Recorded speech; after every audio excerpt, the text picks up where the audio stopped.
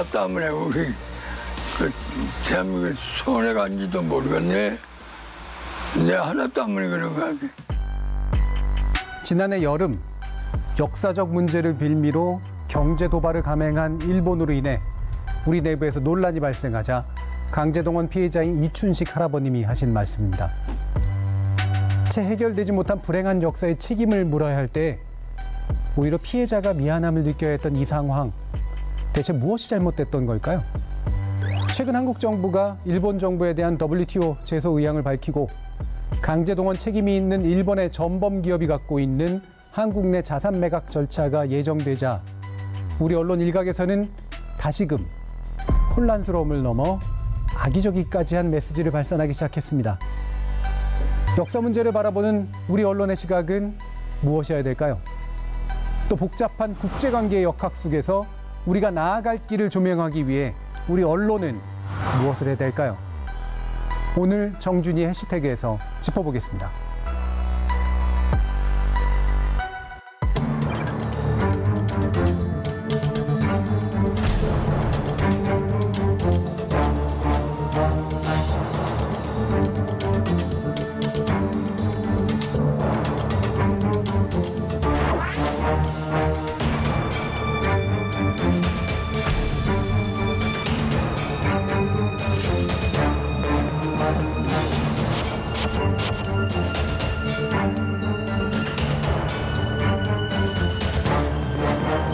반일의 대가는 비싸다. 인권보다 비싼 게 어디 있느냐. 당시 일본 기업을 상대로 당시 끌려갔을 때 당한 학대와 차별에 대한 이제 손해배상을 청구한 거였거든요. 그러니까 일본에 대한 개인 청구권은 65년 청구권 협정으로 소멸하지 않았다는 것도 일본 법원의 판결이었고.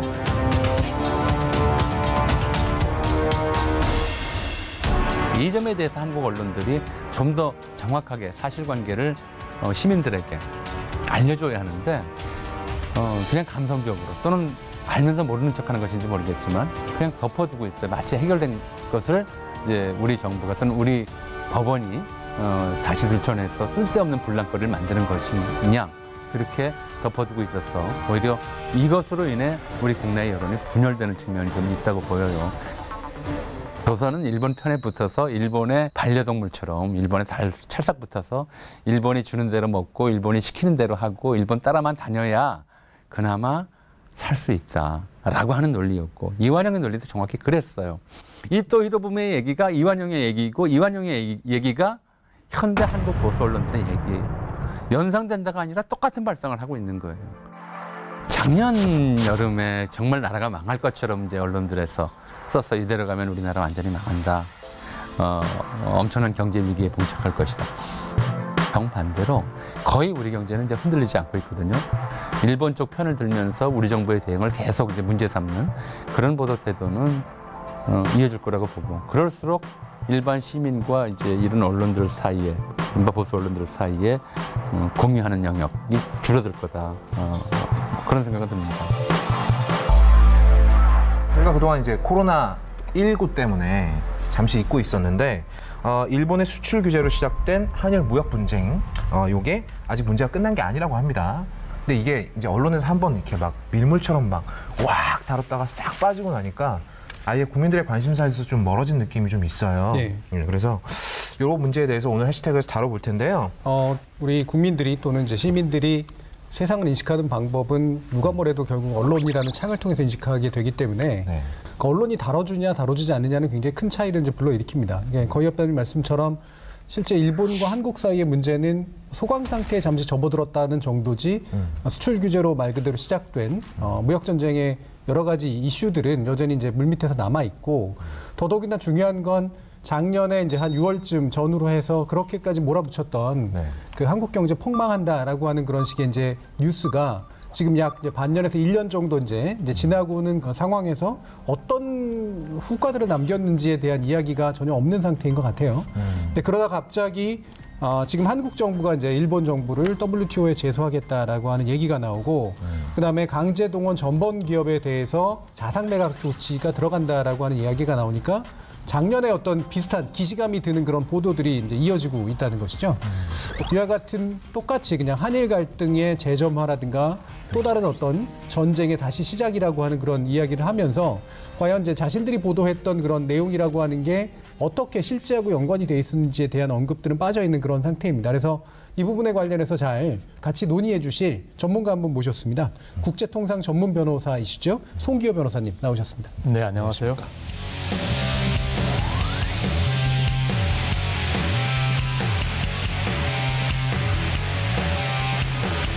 강제동원 피해자 관련한 내용이 솔직히 기사를 읽어보면 잘 이해가 안 가는 부분도 많이 있거든요. 먼저 호칭 문제부터 좀 정리를 했으면 좋겠습니다. 뭐 강제동원 피해자, 강제징용 노동자. 제가 듣기로는 일본 강제동원 피해자라고 부르는 걸로 합의가 됐다고 들었는데 맞나요? 예, 그렇죠. 우선 지금 우리가 오늘 이야기할 무역 도발, 경제 전쟁, 그 뿌리가 결국은 역사 문제이기 때문에 특별히 손영규 소장의 명복을 빈다는 말씀을 먼저 드리고 싶습니다. 호칭이 굉장히 중요합니다. 그래서 우리 법원에서도 강제동원 피해자라고 부르고 있고 이것이 이따 설명드릴 이 사건의 본질에 가장 맞는 말이죠. 근데 문제는 아베가 새로 지은 말이 이른바 조선반도 출신 노동자 문제, 한반도 출신 노동자 문제라는 새로운 말을 지었는데 그 호칭에서부터 이미 이 강제동원의 불법성, 이 문제의 본질을 완전히 왜곡시키는 그런 낱말이죠. 듣는 순간 약간 기분이 안 좋아지는 효과가 있는 것 같습니다. 자, 강제동원을 해서 이제 강제로 노역에 처해진 분들에 대해서 일단 강제성 자체도 문제고 그다음에 그 당시에 임금이라든가 이런 것들이 지급되지 않았던 것의 문제도 있고 그다음에 또 그 과정에서 생긴 어떤 인신구속이라든가 이런 식의 문제들에 대한 또 법적 책임도 이제 물어야 될 문제들이 있는 것 같은데 이게 이제 재점화된 게 한국의 대법원의 이제 확정 판결이지 않습니까? 이 부분이 좀 약간 법리적인 측면들을 안고 있어서 그게 어떤 내용으로 이루어졌었는지를 좀 짚어주시죠. 대법원 판결의 핵심은 식민지 지배가 불법적이었다는 겁니다. 그런데 일본이 1965년 청구권 협정에서 단 한 차례도 식민지 지배가 불법이었으니 그 불법을 인정하고 돈을 준다 이렇게 한 적이 없거든요. 일본의 주장은 이제 이게 청구권 협정으로 다 해결됐다는 것인데 일본은 청구권 협정에서 단 한 차례도 식민지 지배가 불법이었다는 인정한 바 없고 그 돈에 대해서도 한국의 경제 발전에 잘 쓰시오 이렇게 되어 있단 말이죠. 그렇기 때문에 대법원 판결은 식민지 지배가 불법적이었기 때문에 그에 따른 고통을 배상하라는 것이죠. 네. 근데 이제 아까 언론 보도 말씀하셨습니다만 그동안 우리 언론 보도의 가장 큰 문제는 일본이 단 한 차례 내가 불법을 저질렀으니 배상한다는 말도 하지 않았는데 청구권 협정으로 다 해결됐다라고 하는 그런 논조를 굉장히 강하게 가지고 갔습니다. 그 점은 이게 지금 오늘만의 문제가 아니라 결국은 일본 기업이 대법원에서 졌는데도 지금 이행을 하지 않고 있기 때문에 일본 기업의 재산을 압류 집행하는 문제가 또 남아있기 때문에 이런 분명한 우리 언론의 그런 이 식민지배의 불법성에 전제한 보도 또 지금까지 그렇지 못한 부분은 정확하게 짚고 나가야 한다고 생각합니다. 예.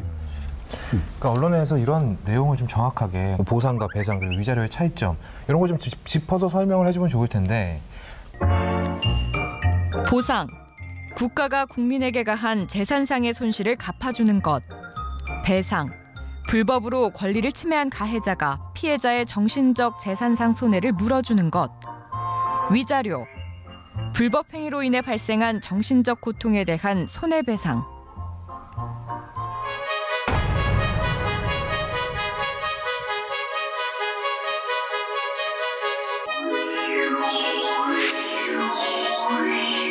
그 할머니분도 지금 무릎이 되게 안 좋으시고 집에서 잘 못 걸어 다니시고.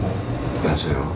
지금 거의 뭐 이제 2년 가까운 시간까지 되면서도 여전히 피해자들이 배상받지 못하고 있는 상황에서 이 사건을 진행하고 있는 변호사로서는 피해자들에게 죄송한 마음이 크죠. 과거사의 해결 방식 중에서 가장 끔찍한 해결 방식이 이제 자연사 해결이라는 게 있어요. 돌아가시고 나면 끝나겠지.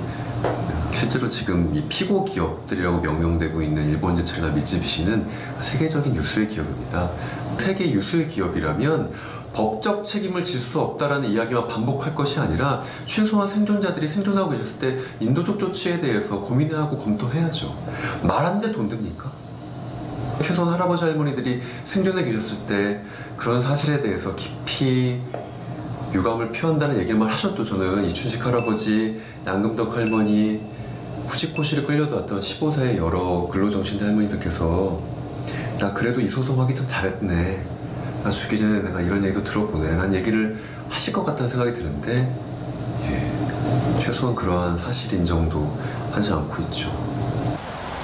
저희가 여러 차례 확인했는데 이거는 신일철 조금의 총무과에서 지시한 내용이고, 일본 안에서 일본 언론들은 정말 이 문제에 대해서 일본 정부의 목소리만을 대변하고 있습니다.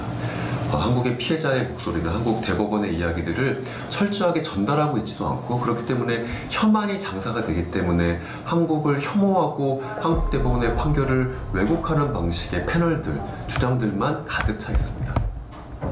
한국 언론은 거기서 자유롭냐? 저는 그렇게 보지 않습니다. 언론이 언제부터 이 문제를 집중적으로 보도했냐면 일본의 경제보복 이후부터 이 문제를 집중적으로 보도했습니다.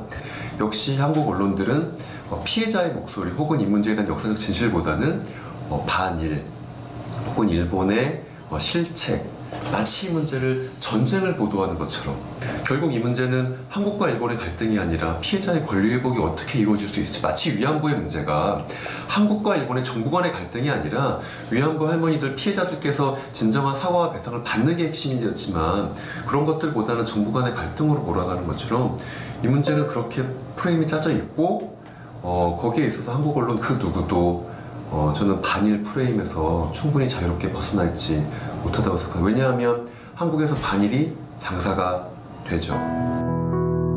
할아버지 할머니들께서 걱정하시죠. 어떤 걱정을 하시냐면 남은 삶의 시간 속에서 일본으로부터 사과, 사실 인정, 배상을 받을 수 있을지 없을지에 대한 걱정이 많으십니다. 2018년 10월 30일 대법원 판결의 유일한 생존 원고였던 이춘식 할아버지께서는 이거 언제쯤 해결될 것 같냐라고, 나 죽고 나서 이 문제가 해결됐을 때 그게 나한테 무슨 소용이 있을지 사실 잘 모르겠다.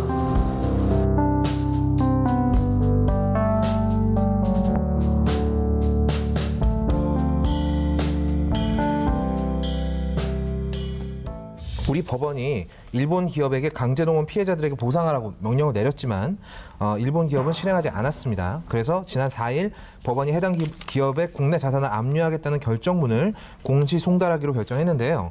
관련된 기사 중에 눈에 띄는 기사를 골라봤습니다. 일본 전범기업의 자산 매각 관련 언론 보도입니다. 문화일보 기사입니다. 일본제철 국내 자산 매각된 보복 악순환, 한일 관계 파국 막는 외교적 출구 시급. 일본은 한국 측 자산 압류와 한국산 제품 관세 인상 등 최소 10개 이상의 보복 옵션을 검토하고 있는 것으로 전해졌다.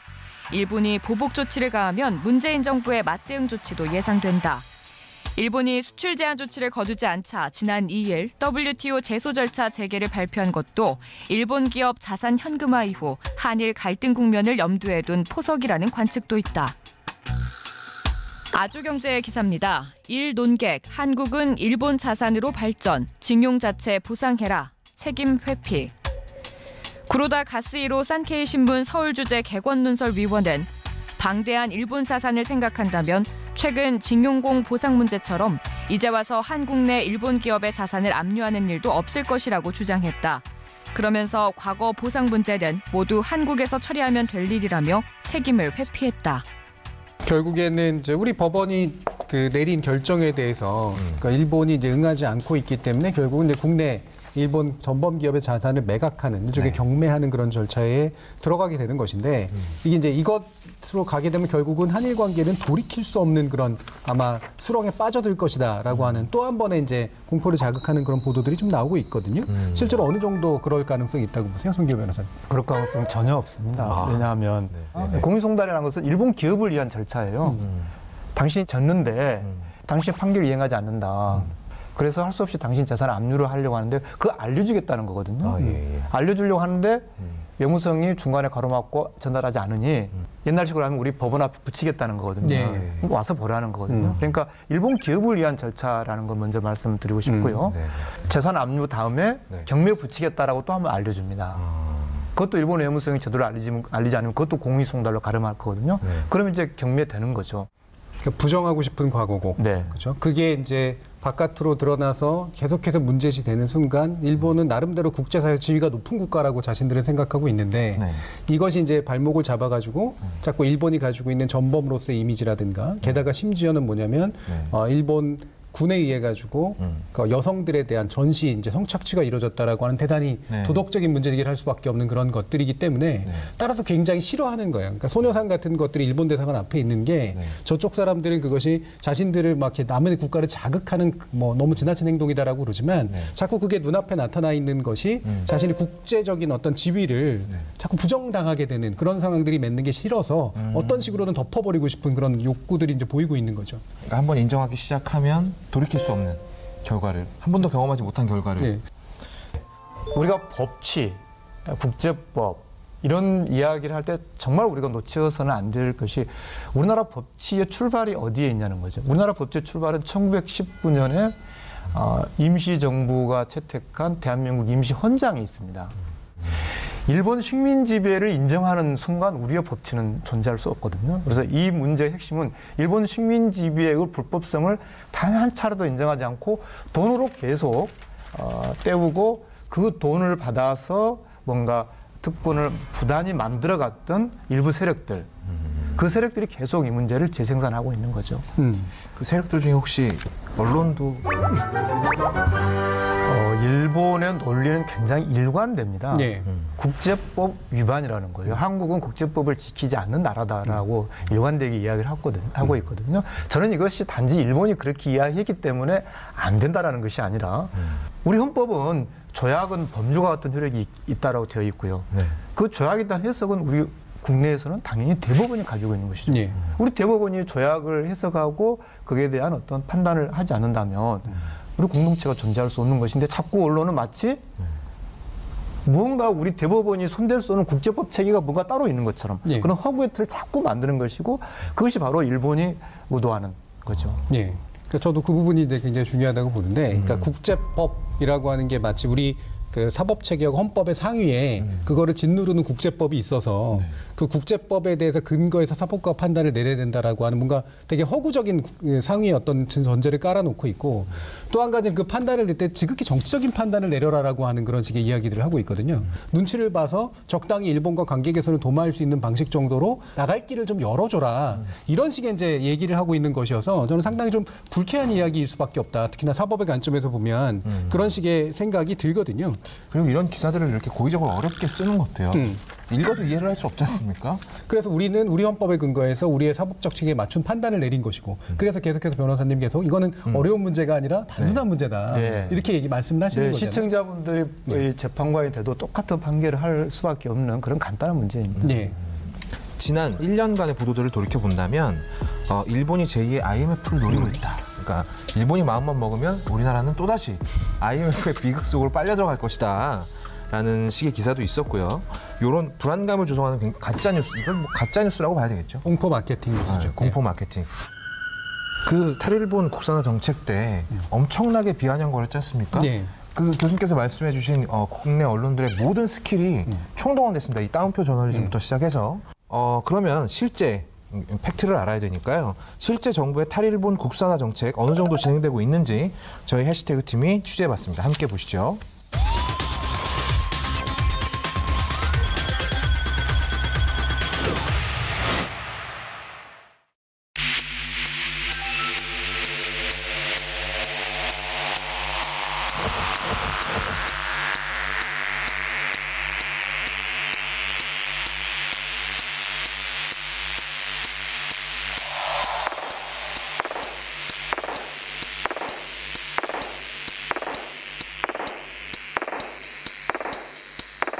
불화수소 같은 경우에는 반도체 디스플레이에서 굉장히 사용하는 양이 많습니다.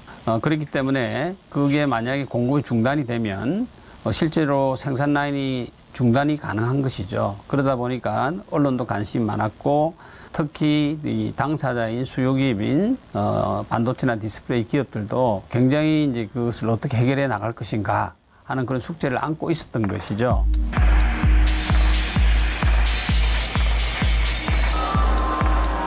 다행히도 불화수소를 생산할 수 있는 기술을 국내 두 회사가 보유를 하고 있었던 것입니다. 국내 업체가 기술을 보유하고 있으니까 빠른 시간 내에 양산 공급량을 증가시킬 수 있도록 지원을 하자. 수요기업인 반도체 디스플레이 업체들은 이제 벤다 다베나, 그러니까 일본 기업 아닌 뭐 대만 업체라든지 중국 업체 걸 평가해보자. 정부도 특히 그 국내에 있는 회사들이 그 양산 체제를 갖추기 위해서는 그 패스트 트랙이라는 걸 사용해서 환경법에 대한 그 좀 절차를 빨리 진행을 해주는 바람에 국내에서도 양산 체제를 빨리 갖출 수 있었고요.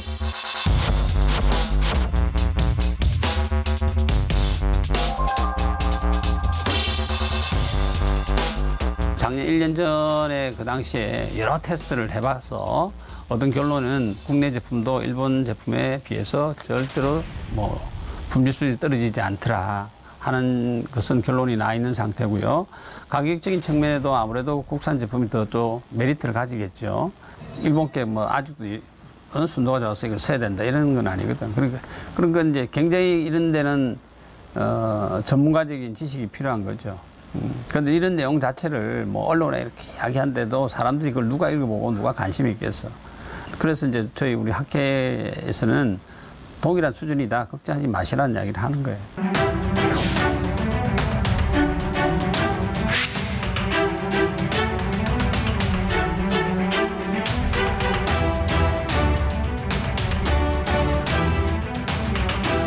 또 다른 항목을 수출 규제를 하면 이번의 사례의 경험에서 보듯이 결국은 일본의 그 불화수소 공급업체인 스텔라나 모리타 공업이 뭐 30% 이상의 매출이 감소되었지 않습니까? 그런 것처럼 결국은 일본 업체한테 타격이 간다. 그러니까 일본 업체도 일본 정부도 결국은 수출 규제를 하면 일본 업체에 타격이 가기 때문에 굉장히 신중해야 될 것이고 신중하게 할 수밖에 없다. 그것이 저희들의 의견입니다.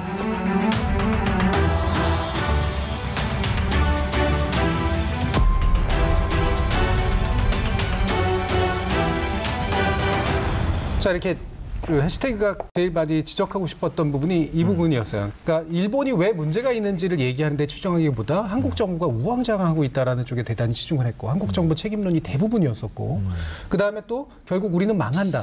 망할 수밖에 없다라고 하는 거의 뭐 기우제식의 저널리즘을 지냈는데 안 망하고 있단 말이에요. 그리고 심지어는 어떠냐면 일본이 굉장히 큰 타격을 입고 있는 그런 상황까지 전개가 됐다면 적어도 책임 있는 언론이라고 한다면 그 당시 자신들이 했던 보도가 얼마나 잘못된 예측에 근거하고 있는 것인가라고 하는 얘기에 대한 적어도 약간의 반성과 약간의 사실 확인이라고 하는 것들을 좀 깔고 그러면서 또 다른 우려를 제기하면 그나마라도 낫지 않을까 싶은데 저는 그 부분은 싹 다 까먹고 싹 다 잊어버린 것처럼 그렇게 행동하고 있다는 거 이 부분이 전 상당히 걸리거든요. 송기호 변호사님 이게 한국의 언론이 그 당시 얘기했던 톤하고 지금의 어떤 현실하고 비교해 보면 어떤 느낌이 드세요? 대단히 화가 나죠. 네, 그때 당장 얼마나 국민들이 큰 걱정을 하게 만들었습니까? 그런 언론이 일본의 구조, 일본의 작동 방법을 잘 몰랐다. 그렇죠. 무지의 소산도 있었다. 왜냐하면 마치 지금 돌이켜보면 그때 불화수소라든지 그런 세계의 핵심 소재 말고 막 1,100 몇 개가 다 묶일 것처럼 막 그런 보도들이 나왔잖아요. 이 근거가 된 일본 법률을 들여다보면 그렇게 할 수 없는 구조였어요. 기본적으로. 그러니까 훨씬 우리가 예상한 것 이상 국내 언론들이 일본에 대해서 모르고 있었다라고 하는 점도 꼭 지적하고 싶습니다. 저는 이 부분이 굉장히 중요하다고 생각하는데요. 사실 우리가 일본을 되게 몰랐던 거죠. 일본도 우리를 되게 몰랐던 거고요. 사실 우리도 우리 자신을 또 되게 몰랐던 측면도 굉장히 있기 때문에 안 걸어본 길을 걸으면서 이제 어느 정도 가닥이 잡히는 거잖아요. 근데 그 당시 언론의 보도라고 하는 건 기본적으로 일본은 무조건 강하고 일본은 잘못은 했지만 인정할 태도가 없으니까 우리가 먼저 뭔가를 해야 되는데 우리는 이렇게 망하는 길로 가고 있다라고 하는 그냥 주문을 외워버린 그런 것이었었기 때문에 이제 어느 정도 실체가 좀 드러나고 있다면 그 실체에 근거해서 이야기를 해야 되는데 이 상태에서 이제 WTO 이제 제소 문제가 나선 거 아닙니까? 이제 원래 제소하려고 했다가 이제 잠시 멈추고 있었던 그런 상태인데 이 WTO 제소라고 하는 게 지금 이제 그러니까 일본이 했던 이제 수출 규제 절차가 이 WTO의 어떤 정신이나 원칙에 어긋난다라고 하는 것은 한국 정부가 이제 네. 소화하는 그런 거라고 볼 수 있는데 이게 어느 정도 좀 도움이 될 거라고 생각하십니까? 당시에 이제 작년 7월로 돌아가 보면 국내 많은 언론들이 이 세계 무역기구에 제소하는 것에 대해서 굉장히 부정적이었고 그랬죠. 소극적이었어요. 네. 그 제대로 작동도 안 된다, 2년 3년 걸린다. 근데 저는 그때 굉장히 우리에게 중요한 수단이고 무기다. 이걸 통해서 아베를 어떤 국제법의 틀 속에 가둘 필요가 있다. 작년 9월에 WTO 제소 절차가 두 단계로 나눠져 있습니다. 먼저 협의를 요청을 해요. 일본에게 너희 문제 해결하기 위한 협의를 하자. 협의로 해서 해결이 안 되면 이제 판정부를 설치해 주십시오라는 그런 신청을 합니다. 이런 절차는 이미 시작됐는데 다만 군사정보보호협정 지소미아라고 하는 그것과 연계하면서 한 차례 지금 약간 쉬고 있잖아요. 네네. 그래서 1단계 협의 절차를 시작했다가 WTO 규정에 의하면 최소한 60일은 협의를 해야 돼요. 근데 우리는 그것을 거의 막 6, 7개월 하고 있었던 거죠. 좀 길게 우리가 가준 거죠. 네. 근데 일본이 계속 반응을 안 보이니까 그래요. 그러면 우리 협의 그만하고 2단계 가겠다. 또는 뭐 아직 2단계 조치가 공식적으로 들어간 건 아닙니다만 그런 상태에 있는 겁니다. 네. 변호사님 말씀이 결국 그거잖아요. 우리가 국제법 많이 얘기하는데 핵심은 결국 WTO의 원칙에 관련된 것의 국제법적인 질서라고 본다면 일본이 그렇게 주장하는 자신이 국제법을 준수한다라는 논리 자체가 무너지는 틀 자체를 만들어 놓는 것. 네. 그리고 그 안에서 이제 우리 정부가 움직일 수 있는 여지가 커지는 것. 이게 이제 굉장히 중요하다는. 일본이 정말 본인들이 국제법을 잘 지킨다고 생각을 합니까? 아, 그럼요. 전범 국가 아닌가요? 바로 그것 때문에 네. 일본은 지금까지 단 한 번도 네. 식민지 지배가 불법이었다 인정하지 않고 있습니다. WTO 제소와 일본 전범 기업의 자산 매각으로 한일 문제가 다시 주목을 받고 있는데요. 앞으로는 언론이 이 주제를 가지고 어떻게 기사를 쓰고 어떻게 이야기를 하는지 저희 해시태그가 계속 주목하고 있겠습니다. 마지막으로 한일 문제하고 관련된 기사를 쓸 때 요거는 좀 조심해달라. 요거는 좀 아닌 것 같다라는 뭐 그런 부분이 좀 있으실까요? 만약에 식민 지배가 어쩔 수 없었다. 식민 지배의 불법성을 우리가 명확하게 인식하지 않고 네. 뭐 언론이든 뭐 정치든 뭐 법률이든 네. 하게 된다면 결국은 우리 대한민국이 서 있는 기초, 네. 어떤 인간적 존엄성 그리고 대한민국의 정통성 자체가 설 수 없는 거거든요. 그렇기 때문에 저는 최소한 언론인들께서 어떤 사안이 이게 식민지배의 불법성을 호도하려고 하는 것인지 또는 그 불법성을 적당히 무마하려고 하는 것인지 적어도 그런 어떤 기본적인 인식은 가져야 네. 최소한의 그런 이 기사가 또는 이 사건이 식민지배를 합류하는 건가 아닌가라는 그런 기본적인 관점을 꼭 좀 가져주시면 좋겠습니다. 사실은 이런 한일 관계에 관련된 보도를 할 때 우리의 입장은 일방적으로 강변하는 보도만이 이제 존립해야 된다라는 이야기를 하는 게 아니고요. 기본적으로 한국이 한국 스스로를 알고 일본을 알고 그 상태에서 우리가 어떤 여지를 갖고 움직여야 되는가라는 문제를 고민하는 이제 그런 보도가 이루어지는 것이 맞는데 현재의 방식은 일본은 과대하게 상정해 놓고 한국은 과소하게 상정해 놓은 채 우리의 활동 여지를 훨씬 더 좁혀가는 방향의 보도들이 계속해서 지속되고 있다. 현실주의라는 이름하에 저는 이게 핵심적인 문제라고 보고요. 결국 모든 외교나 이런 것들은 명분과 실리가 다 중요한 건데 명분은 없애고 실리만이 중요해라고 얘기하는 순간 실제로는 실리조차도 못 받는 그런 상황들이 생긴다라는 것을 아마 여지없이 보여주고 있는 게 아닌가 싶고요. 바로 이런 문제가 실제로 우리 언론의 외교 통상 보도의 사실 근본적인 이제 문제라고 볼 수가 있는데 최근에 미국 트럼프 대통령이 한국을 G7의 일종의 업저버 자격으로 초청한 것에 관련된 보도를 통해서도 반복되고 있는 것 같습니다. 이 내용은 좀 더 자세히 살펴보도록 하겠습니다.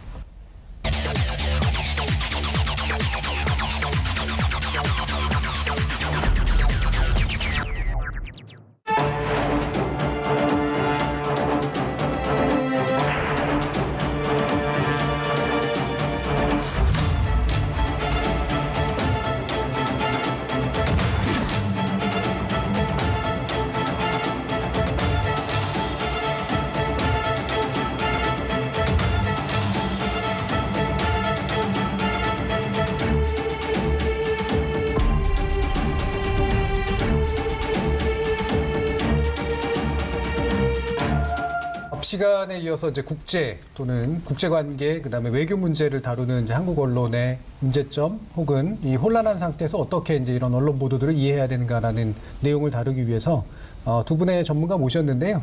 특히나 이제 G7 초청권에 관련된 이야기를 좀 집중적으로 다뤄보기 위해서 전문가를 초빙했습니다. 네, 한동대 국제지역학의 박원건 교수님 나오셨습니다. 네, 반갑습니다. 반갑습니다.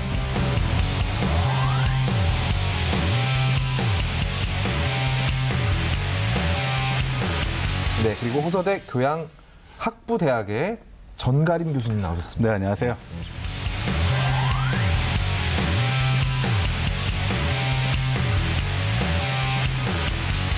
오늘 교수님 세 분이 계십니다. 굉장히 긴장이 되는데요. 대답 어려워. 네, 교수님들 좀 쉽게 말씀 좀 부탁드리겠습니다. 네. 아니면 저 자버릴 텐데. 이게 그 어떤 한 국가의 이제 언론의 질적 기준이랄까 이런 거를 이제 굳이 말하면 이제 보는 기준이 몇 가지가 있는데요. 그 중에 하나가 이제 자국의 문제를 벗어나서 이제 국제 관계를 다루는 데 있어서 얼마나 정보가 풍부하고 시각이 이제 객관적인가라고 하는 부분입니다. 먼저 이제 G7 한국 초청 관련된 이야기가 이제 드글드글했죠. 이게 이제 우리의 국격을 높이는 길이냐, 아니면은 되게 좀 잘못된 어떤 대립구도, 이른바 미중 대립구도 속에서 우리가 그냥 희생양이 되어버리는 이른바 새우등이 터지는 꼴이냐 가지고 여러 가지 보도들이 좀 혼란스럽게 오고 가고 있는데요. 일단 G7이라고 하는 것 자체가 어떤 모임인지 좀 알고 시작해야 될 것 같아요. 이 부분 박원건 교수님께 여쭐게요. 예, G라는 건 영어로 그룹이고요. 그러니까 그룹 오브 세븐, 7개 국가의 모임이다. 그렇게 뭐 이해하시면 될 것 같습니다. 시작은 1973년에 그 당시에 5.1 파동이 일어났죠. 그래서 국제 이 경제를 이끌어가는 이른바 선진국 5개 국가, 미국, 영국, 프랑스, 일본, 그리고 서독 5개 국가로 처음 시작이 됐습니다. 그 이후에 캐나다와 이태리가 조인을 했고, 그리고 1991년 이제 냉전이 끝나고 러시아가 G8, 그러니까 8번째 국가로 들어와서 그러니까 G8로 상당히 운영이 되다가요. 2014년에 러시아가 우크라이나를 침공하니까 더 이상 같이 하지 못한다 해갖고 빠져나가서 지금 G7의 그런 모습을 갖고 있습니다. 이 G가 그냥 그룹이었군요. 그렇죠? 생각보다 별 뜻이 없습니다. 저는 뭐 제네레이션 뭐 이런 건 줄 알았는데 그냥 그룹이다. 예, 알겠습니다. 조금 보충 설명을 드리면 G7의 경우에는 앞서 얘기했다시피 73년서부터 잘 이루어져 왔습니다. 근데 2008년 미국발 서브프라임 모기지라든지 유럽발 재정 위기로 선진국에서 문제가 나왔을 때 과연 선진국 스스로도 해결할 수 없으니까 그 문제를 다른 나라들이 이제 해결을 해야 되는 그런 과정이 있었다는 겁니다. 그래서 G20이 형성이 됐고 거기에 우리도 이제 들어가게 됐죠. 그래서 따지고 보면은 경제적인 문제 같지만 실질적으로는 정치적인 문제들의 비중이 상당합니다. 예. 그래서 결국에 이제 우리 G20과 G7 사이에 중간에 적정한 걸 만드는 건지 G7에 약간은 확대를 하는 건지 이게 이제 지금은 한참 관심거리가 되는 거고, 그게 만약에 그런 방향으로 진행되면 그게 어떤 의미를 가진 걸까라고 사람들이 좀 궁금할 것 같거든요. 어떻습니까? 지금 트럼프 대통령의 발언만 놓고 보면은 실체가 비교적 명확하게 드러납니다. 반중 전선을 만들겠다. 그러니까 트럼프 대통령이 지금 3년 반 됐지 않습니까? 굉장히 우리한테는 불예측하는 그런 대통령의 모습으로 보이는데, 대외 정책은 아주 일관되게 자기의 2016년 공약을 지금까지 계속 밀어붙이고 있습니다. 물론 그것이 반드시 성공했다라고 얘기할 수는 없지만, 예를 들어서 우리가 그렇게 황당하게 생각했던 멕시코의 장벽 만드는 거, 그 장벽 만들지 않습니까? 그런 일들을 하고 있거든요. 그러니까 2017년부터 유엔에 가서 18년, 19년 3년 연설을 했는데요. 유엔은 굉장히 낡은 것이다. 이제 모든 국가는 자기의 이익을 따라갈 것이다. 미국은 미국 우선주의로 갈 것이다. 그런 얘기를 3년 연속했습니다. 그러니까 그 의미는 유엔은 이제 더 이상 필요 없다는 얘기고요. G7에 대해서도 이번에 얘기가 나왔습니다만, 처음에 뭐 기자들 얘기하다가 우리나라 초청한다 그러고 그 다음에 이제 우리 문 대통령이랑 얘기할 때도 분명히 표현한 게 G7은 낡은 것이다. 변화가 필요하다. 이제 그런 얘기를 했고요. G7에 대해서는 계속해서 부정적인 얘기를 했습니다. 근데 그럼에도 지금 이것을 확장하겠다 하는 것은 뭐 너무나도 명확하게 중국에 반하는 전선을 만들겠다. 특히 생각해 보면 초청한 국가가 어디냐면 러시아는 별개고요. 러시아는 워낙 뭐 트럼프 대통령이 러시아를 좋아해서 그렇게 된 거라고 저는 판단이 되고, 나머지 한국과 호주 그리고 인도지 않습니까? 그 3개국은 이미 미국이 얘기한 인도 태평양 전략, 중국을 견제하겠다는 인도 태평양 전략의 핵심 국가들입니다. 그리고 최근에 얘기 나온 EPN이라고 경제 번역 네트워크라고 또 새롭게 세계 공급망을 다시 만들겠다라고 하는 그 미국의 구상이거든요. 거기에도 지금 세계 국가가 같이 들어가요. 근데 공교롭게 그렇게 세계 국가를 트럼프 대통령이 의도적으로 했다라고 생각이 되면 그건 너무나 명확하게 중국에 반하는 전선을 만들겠다. 그런 의도가 있다고 생각합니다. 그럼 이제 우리나라에게 러브콜을 한 것도 우리 대한민국까지 끼워서 같이 전선을 만들겠다는. 그렇죠. 한국은 미국의 입장에서 매우 중요한 국가입니다. 그리고 인도태평양 전략을 말씀드렸는데 중국을 군사적으로 봉쇄하겠다는 거거든요. 근데 지도를 쭉 놓고 미국의 동맹국들을 쭉 보면요. 호주는 일단 너무 멀리 떨어져 있습니다. 중국을 견제하기는. 그리고 인도는 늘 자신의 길을 가요. 그러니까 계속 인도태평양 전략에 들어오라고 미국이 얘기하는데 모디 총리가 그거 중국 봉쇄하는 건 우리 안 들어가 하고 굉장히 여러 번 얘기를 했고요. 그렇다면 미국의 정책 당국자가 지도를 딱 놓고 봐서 중국을 봉쇄하는데 실질적으로 군사력을 갖고 있고 경제적으로 할 수 있는 국가는 딱 두 군데가 남죠. 하나는 일본이고 하나는 한국이죠. 그렇기 때문에 끌어들이려고 하는 것입니다. 저는 개인적으로 트럼프 대통령이 이런 얘기를 하면 그런 생각이 들어요. 이 사람이 따로 원하는 게 있지 않을까라는 생각이 좀 드는데요.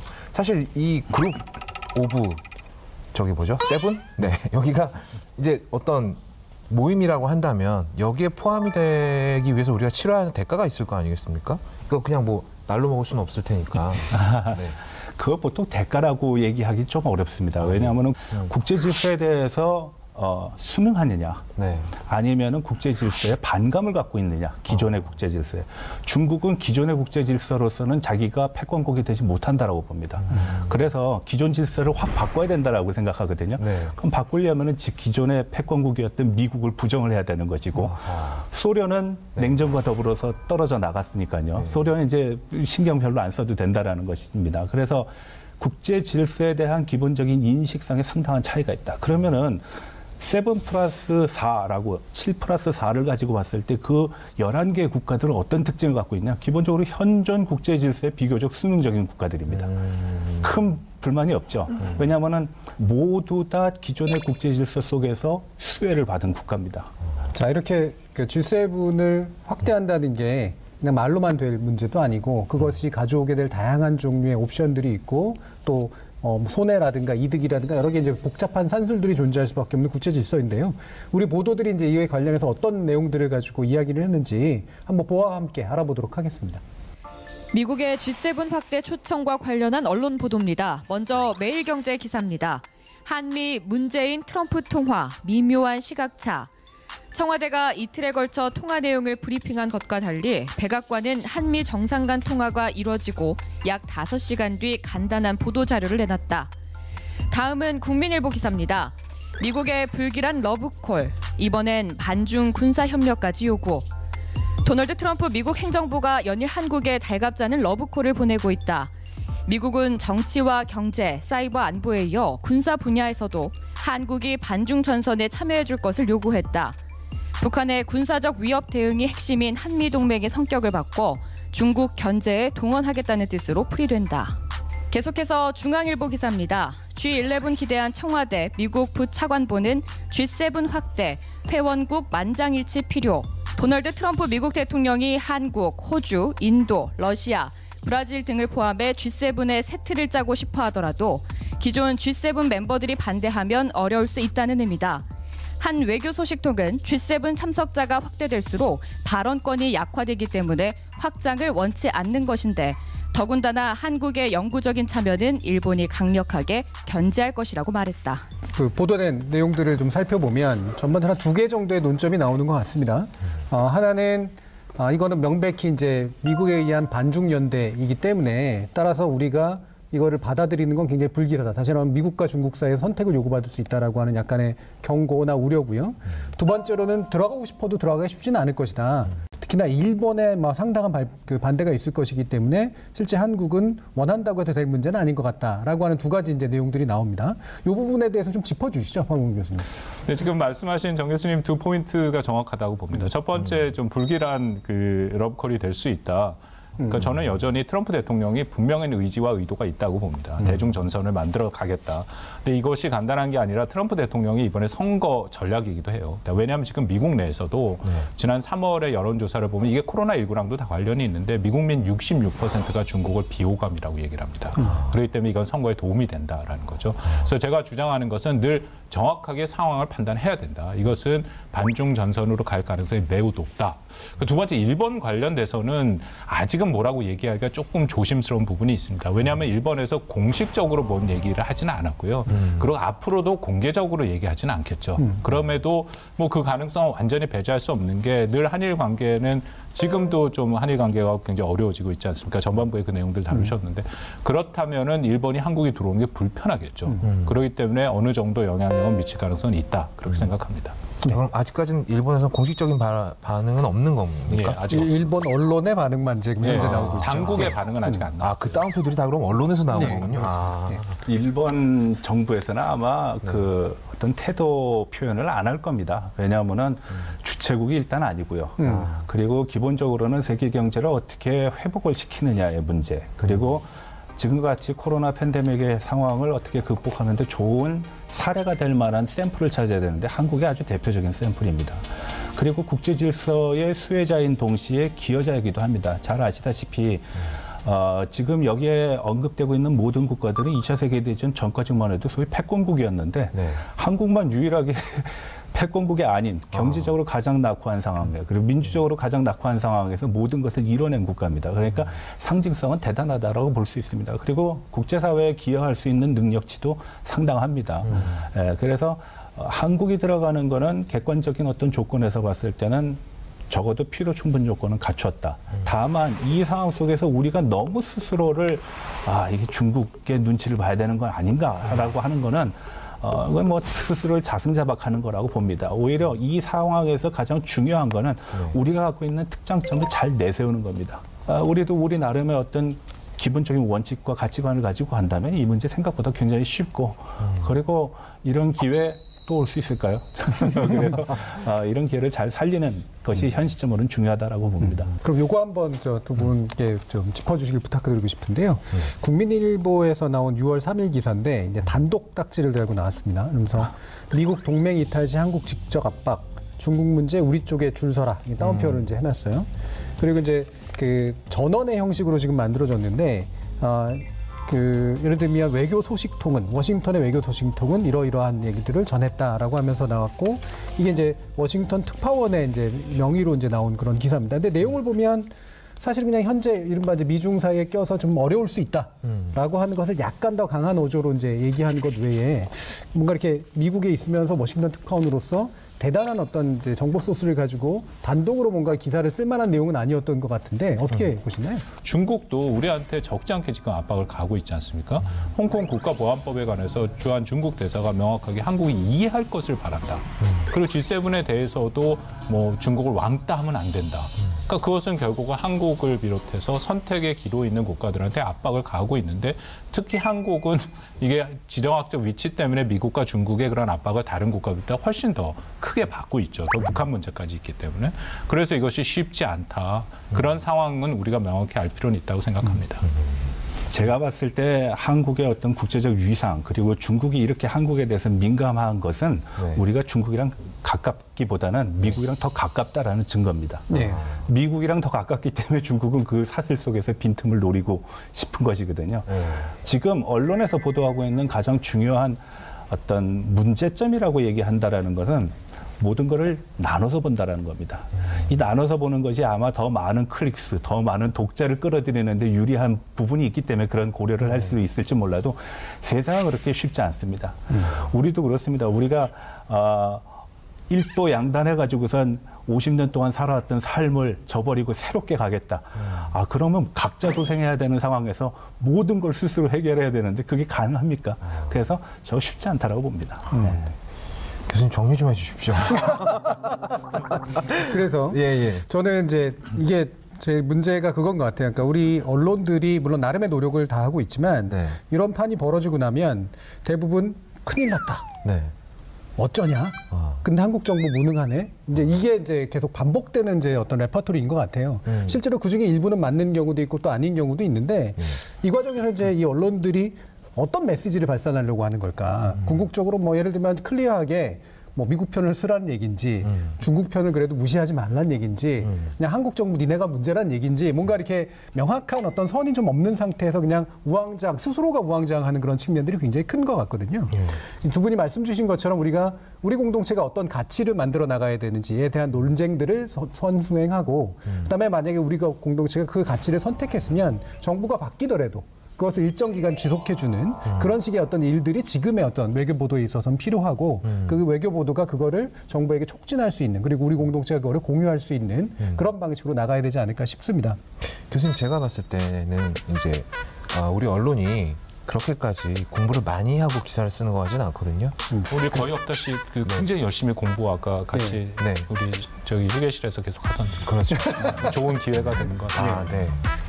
공부 효과가 그렇게 크게 나타나는 것 같지는 않습니다만 그렇다면 과연 우리 언론은 궁극적으로 한국이 어떤 길을 걷기를 원하는 것인가에 대해서 교수님의 강연이 이어지도록 하겠습니다.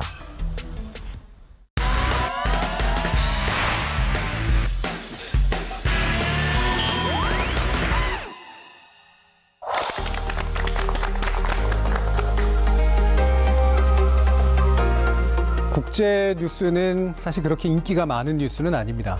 왜냐하면 사람들은 누구나 자기 주변에서 일어나는 일들에 더 많은 관심을 가지고 있기 때문에 남의 나라 이야기라고 이른바 될 수 있는 그런 식의 스토리에 대해서는 그다지 많은 관심을 두지 않게 되고 자신이 좀 더 상업적으로 주목받거나 영향력을 얻기 위해서 되게 자극적인 내용들 또는 지나치게 단순화한 내용들을 보도하는 쪽으로 치우치기 일쑤입니다. 그 과정에서 국제뉴스가 해야 될 굉장히 중요한 업무 중에 하나인 이 외교적 질서 안에서 우리가 어떤 위치를 가지고 우리의 운명을 개척해 나갈 것인가라는 문제를 정면으로 제대로 다루지 못한 채 가십성으로 소비하거나 아니면 국내 정치의 어떤 정파적 이득의 일부로 소비해버리는 그런 일들이 굉장히 잦습니다. 특히 한국 같은 경우에는 되게 약소국에서 출발해서 나름대로 강대국으로 발돋움하고자 하는 그런 위치에 와 있기 때문에 지금 우리가 가져야 될 외교적 지위에 관련된 되게 심각하고 진지한 논의가 필요한 시점입니다. 최근에 한인 갈등, 그다음에 G7 문제로 촉발된 또 다른 종류의 외교 보도를 우리가 살펴보면서 과연 어떤 문제가 있었고 이것을 해결해 나가기 위해서는 무엇이 필요한지 한번 이야기 나눠보도록 하겠습니다. 여러분들 국제뉴스 많이 소비하세요? 홍콩 최근에 홍콩. 예. 많이 보고 있습니다. 예. 홍콩 시위나 이런 데 관심을 가지게 된 계기는 뭔가요? 지금 중국이 홍콩을 그렇게 억압하고 민주화 운동을 하는 것에 대해서 그렇게 폭력적으로 진압하는 것을 보면서 이거는 정말 사람이 할 짓이 아니다라고 생각을 해서 홍콩 민주화 시위를 굉장히 관심 있게 보고 있습니다. 예. 굉장히 높은 수준의 독자에 전 해당한다고 생각합니다. 대부분이 이제 예전에 해외 토픽이라고 부르던 거. 우리가 기본적으로 많이 뉴스를, 그러니까 해외 뉴스를 소비하던 방식이었어요. 그리고 해외 토픽은 대부분이 가십성입니다. 그러니까 우리가 해외를 바라보는 눈이라고 하는 게 직접적으로 해외를 경험하기가 상당히 어려운 상태에서 우리한테 그릇된 정보들이 심어주지는 경우가 굉장히 많아요. 굉장히 단순한 인식을 가지고 있고 그 단순한 인식으로 우리의 운명을 결정할 되게 중요한 내용들을 오인해버리는 경우들이 굉장히 많습니다. 대표적인 예를 한번 제가 들어볼까요? 저희 언론학에서 이제 언론사를 이제 연구할 때 흔히 이제 나오는 것 중에 하나인데, 여러분들 옐로우 저널리즘이란 말 들어보셨죠? 황색 언론. 뭔가 사태를 지나치게 단순화시키고 상업적 이득을 목적으로 굉장히 과장하고 선정주의적인 어떤 태도를 갖는 것, 이런 건데, 황색 저널리즘은 갈등을 좋아합니다. 갈등은 돈을 만들어내요. 그리고 그 갈등을 조장하는 방식이 애국주의라는 이름으로 포장됩니다. 그러므로 사람들의 열정을 자극하고 감정을 자극해서 우리로 하여금 우리의 운명을 대단히 이상한 곳으로 이끄는 국가적 결정을 만들어내는데 일조하기도 합니다. 이게 우리가 저널리즘이 가질 수 있는 굉장히 안 좋은 효과 중에 하나인 것이죠. 지금의 국제뉴스를 다루는 데 있어서 한국의 언론이 이런 전형적인 황색 저널리즘, 전쟁을 불사하는 황색 저널리즘을 하고 있다라고까지 얘기하고 싶지는 않습니다. 문제는 한국의 언론은 그다지 애국적이지도 그다지 민족주의적이지도 않다는 거예요. 예. 식민주의적인 태도를 보이는 경우가 굉장히 많다는 겁니다. 식민주의라는 게 누구에 의한 식민주의냐에 따라서 이제 입장이 좀 다른데요. 이를테면 식민 경영자들의 입장에서의 식민주의가 있어요. 그거는 내가 이들을 다스리는 것이 타당하다라고 믿는 입장입니다. 전형적으로 예전에 일제가 했었던 태도, 그렇죠? 그다음 영국 제국주의가 했던 태도, 이런 것들이죠. 그 제국주의 국가들은 우리가 훨씬 우월하고 문명적이기 때문에 야만적인 이들을 다스려줘야 이들의 운명이 개척된다라고 보는 그런 입장이었어요. 제국주의 시대 때 전형적인 입장이죠. 이들이 그러면 차라리 이해라도 가요. 예. 그것도 문제가 되게 강하지만 문제는 식민 경영의 대상이 된 자들이 이와 같은 인식을 갖고 있다는 겁니다. 우리는 지배받아야 돼라는. 특히나 식민이 오래될수록 이 의식은 굉장히 깊어집니다. 이른바 노예의 의식이 생겨나요. 이를테면 조선인은 3일에 한 번씩은 패야 된다는 둥, 그렇죠? 예. 몽둥이로 때려야지 마시라는 둥. 조센징은 안 돼라는, 심지어 일본 말로, 그렇죠? 조센징은 안 돼라든지 이런 식의 뿌리 깊은 인식이 사실 한국 사회에 상당히 깊게 박혀 있습니다. 이거를 식민주의의 심리학이라고 불러요. 저는 한국 언론이 국제관계에서 보여주는 상당히 많은 부분이 바로 이 식민주의적 정신학으로 설명된다고 생각을 합니다. 일본은 강한 나라야. 미국은 강한 나라야. 중국 심지어 강한 나라야. 예. 얼마 전까지도 무시하다가, 그죠? 그들 사이에 껴서 우리의 새우등이 터지면 우리 새우는 어떻게? 이게 현실 인식이라는 이름으로 포장되어 있다는 거예요. 그러면서 뿌리 깊은 식민주의를 벗어내지 못합니다. 그렇기 때문에 우리는 여기에 저항하면 안 되고 반항하면 안 되고 대항하면 안 되고 이 질서에 종속해서 살아야 돼. 선택을 강요받고 동맹이라는 이름으로, 그렇죠? 현실주의를 정당화시킵니다. 그러나 그때 정당화된 건 현실론이 아니라 저는 식민주의적 의식이라고 생각을 해요. 자, 이것을 극복하려면 도대체 뭐가 필요한 걸까? 예. 탈식민주의라고 하는 조류가 있는데 학문에서 우리가 자화자찬할 필요는 없지만 적어도 경제 규모라는 측면에서 이미 10대 정도의 규모에 들어가 있고 군사력이라는 측면에서 주변에 강대국들이 많을 뿐이지 사실은 상당 규모에 올라와 있고 이번에 코로나19 국면을 보듯이 실제로 우리가 상당 부분 선진국들이 하지 못한 일들을 하고 있잖아요.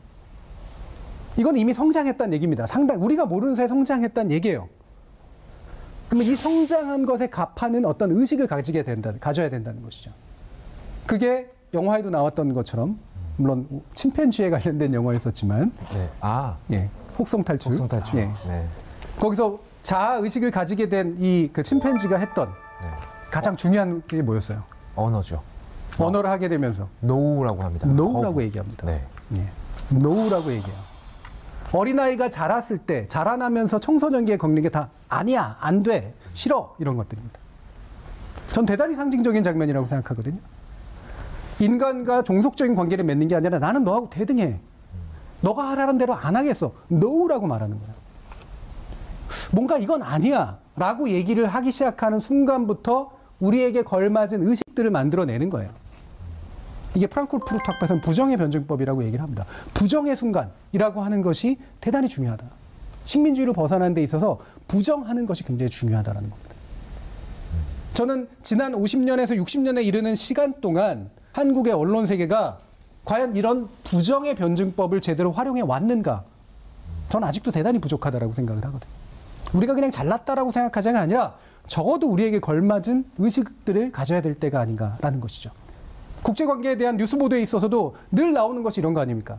강대국들이 이렇게 한다는데 저렇게 한다는데 우리 잘못하면 어떡하지? 라고 하는 식의 시각.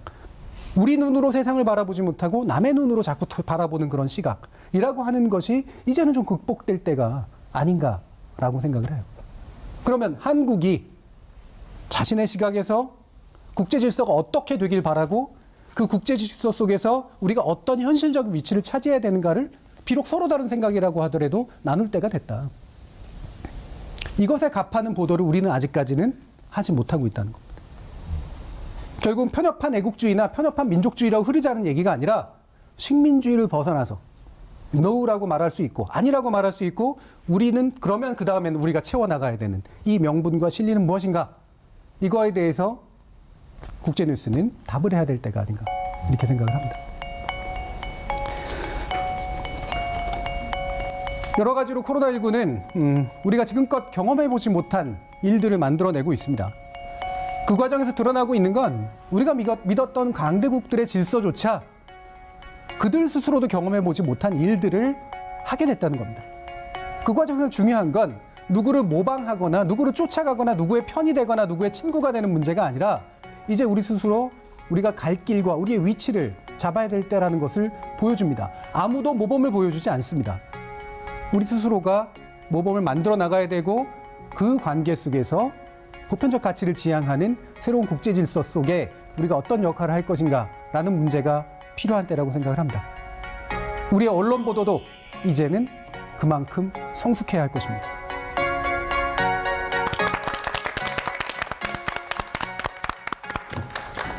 네, 질문 있으신 분들은 손을 잠깐 들어보실까요? 네. 코로나 사태가 발생을 하면서 그 선진국에 대한 위상이 많이 격하됐는데요. 그럼 탈식민주의를 하기에 천재일우의 기회라고 생각을 하거든요. 예. 그러면 그 이번에 언론이 좀 과감하게 그 우리나라의 좀 애국 정신 이런 거를 높이는 방향으로 보도를 하는 게 득이 될 수 있어요. 근데 언론은 가치 중립성을 지녀야 하는데 그러면 이제 둘 중에 어떻게 해야 되냐 그 딜레마가 생기잖아요. 그러면 여기서 언론은 어떤 선택을 해야 되는지 이런 거에 대해서 좀 의견을 물어보고 싶습니다. 예. 우리가 막연하게 생각했던 강대국, 막연하게 생각했던 선진국이 모든 면에서 우리보다 압도적으로 나은 게 아니로구나 라는 걸 알기 시작을 한 거죠. 그러면 우리가 나아갈 수 있는 것, 우리가 남들보다 더 잘할 수 있는 것, 우리가 먼저 모범을 보여줄 수 있는 것들을 키워나가는 것이 훨씬 중요해서 이게 바로 잘 갈라주는 역할이 필요하다. 이를테면 국민들이 지나치게 모든 것이 그래서 우리가 뭐 최고야 라고 얘기했을 때 그거는 약간 김도 좀 빼주고 대신 분명하게 우리가 확실히 모범적이거나 잘하고 있는 부분들에 대해서는 객관적인 평가를 해주는 거죠. 제대로 된 어떤 비교를 해보면 사실은 국제적인 질서 속에서 우리가 뭔가 뛰어나고 좀 잘 되고 있는 부분들에 대한 평가들이 가능해요. 그래서 이것들을 명확하게 얘기해주고 그다음에 하지만 여전히 부족한 부분들에 대해서 적당히 얘기를 해줄 수 있다면 저는 균형이라고 하는 것들은 충분히 나올 수 있다고 보거든요. 그게 바로 좀 더 많이 경험하고 좀 더 많은 것을 알고 좀 더 많은 정보를 가지고 있는 사람들이 실제로 해줘야 될 역할이라는 거죠.